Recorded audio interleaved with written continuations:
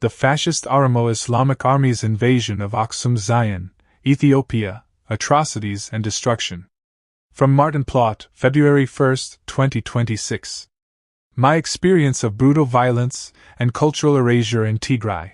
Viewpoint by Negasi Awetehey. The war in Tigray was the ultimate betrayal, a genocidal campaign orchestrated by Ethiopian government forces and their allies that descended upon us. For those of us who experienced it firsthand, it felt like the sky had fallen. In the days leading up to Axum's fall, the streets of Tigray were a microcosm of the region's suffering. Fear and confusion were palpable as daily life crumbled. Conversations revolved around the escalating crisis, the government's deceitful denials, and the world's inaction. Despite the turmoil, our resilience shone through in small acts of defiance, like waiting in line for bread or sharing knowing glances. The nightmare became more real as our society struggled visibly. The long queues at the Commercial Bank of Ethiopia reflected the strain on our collapsing banking system. The desperate search for cash was a fight for survival. On November 5, 2020, amidst chaotic crowds and failing systems, the local government organized a last-ditch cash distribution, a lifeline in the face of looming air raids from Eritrea.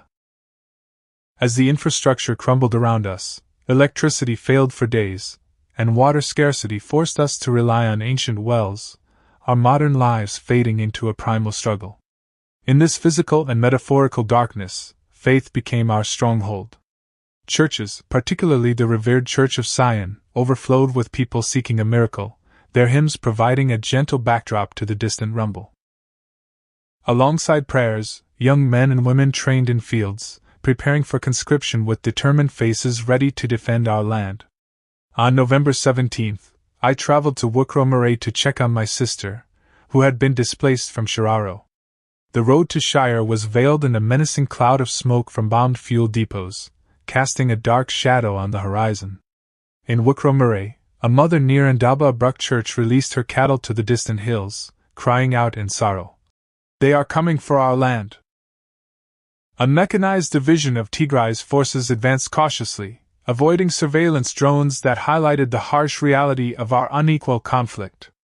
Axum's fall. On November 19, Axum was hit by heavy shelling, causing chaos and destruction. The city was transformed into a terrifying maze of fire and noise, with bombs striking key locations like the market, university, hospital, stadium, and school.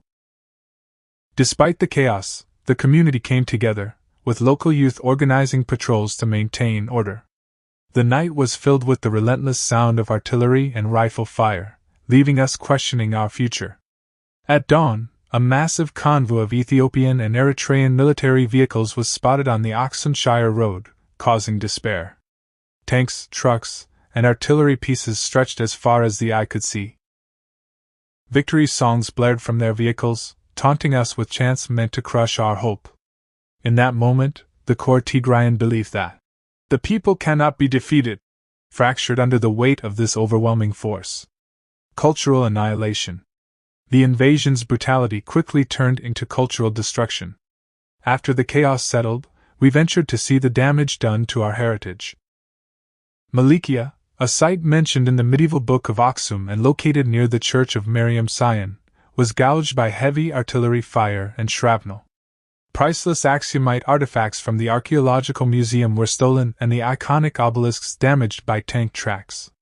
The loss echoes in the silence of the historic site. However, the most devastating blow was at Axum University. As a center for archaeology and heritage preservation, its facilities, including the mini-laboratory and collection rooms, were methodically looted by Eritrean and Ethiopian forces. Priceless books, ancient manuscripts, valuable research, and teaching materials were either stolen or destroyed.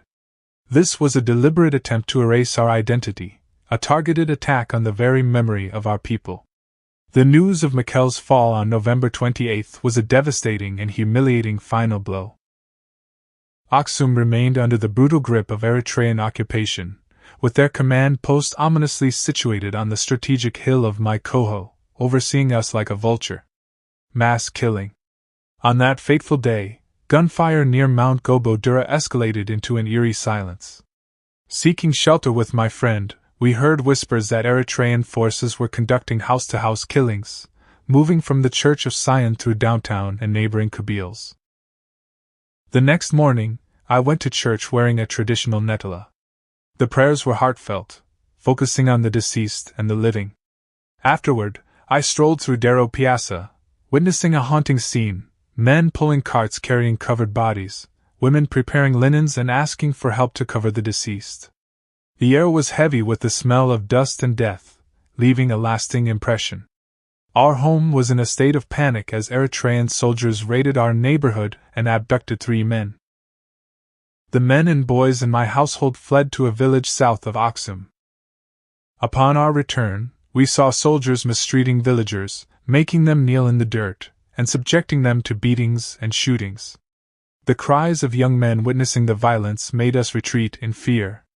I then embarked on a risky journey to my family's village in Ottawa, living in exile for a month, filled with anxiety and uncertainty.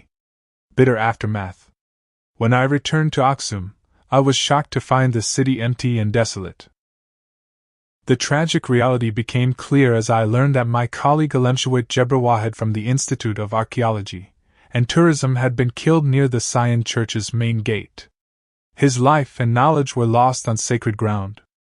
After the violence in Axum, a deceitful online campaign emerged to distort the truth with hashtags like #FakeAxumMassacre flooding Twitter.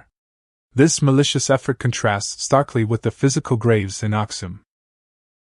Despite efforts to erase our truth, we stand firm in our resolve and refuse to forget. A dangerous political culture is hardening across the Horn of Africa, one in which moral inversion becomes governance, and the public is asked to accept cruelty as realism. In this pathocratic culture, the most ruthless actors do not merely seize power. They normalize deception, weaponize grievance, and trade human lives for political position. Cartoon, Siad Arts, reproduced from the artist's work. Rights belong to the creator. What makes this moment especially perilous is not only the risk of renewed conflict, but the speed with which elites are attempting to launder their own histories. Yesterday's perpetrators are offered as today's partners. Yesterday's allies reinvent themselves as today's avengers. And yesterday's victims are suddenly declared brothers when it becomes tactically useful. The scripts are changing. The method is constant. Promise a noble end, legitimize criminal means.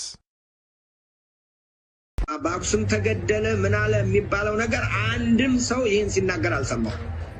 እዚያ ከሀገሩ ያለ ከውጭ ያለው ሲያራግብ ነው እንጂ እዚያ ውስጥ ይሄን ያህል ሰው አልቋል። ይሄን ያህል እንግዲህ አንዱ ሲናገር የሰማሁት ወደ 20 ሰዎች በጦርነቱ ምክንያት ሲቪላን ወደ 20 ሰዎች ሞተዋል የሚል ነው እንጂ ሞት የሚባል ነገር አልሰማም። አክሱም ጽዮን ያለቀው ንብረታቸውን ለመጠበቅ ወይም ደግሞ ለዓለማስነካት ወይም ለዓለማስወረር እየጠበቁ ያሉትን በመደዳ ገድለዋቸው ረግፈው ቀርተዋል።